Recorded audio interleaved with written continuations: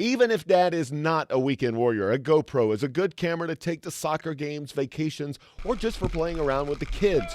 This latest version, the Hero 8, has a stabilizer built in, so shots stay steady. It shoots 4K video that's easily edited and shareable. Fitness trackers are for people who exercise, but if dad's stuck behind a desk most days, he might need some encouragement. The Welt is a fitness tracker built inside a handcrafted dress belt. It not only tracks steps, but how long he sits during the day. If dad has a big meal and the belt gets tighter, he'll get a notification that he might need to walk some of it off.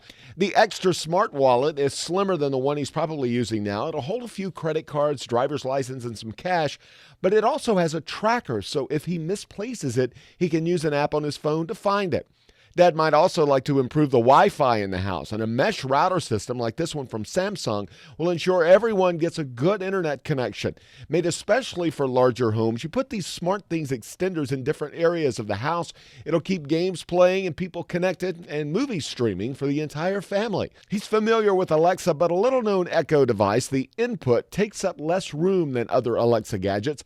The input doesn't have a speaker, so you connect it to one using Bluetooth or the included speaker cable. Now, some people have added these to their cars, which you can certainly do, but I've connected it to my home stereo, and since it's such low profile, I'm able to hide it pretty easily. Now, you can buy an Echo Dot. These are about 25 bucks. The input is just $10 right now. Dad's going to love these.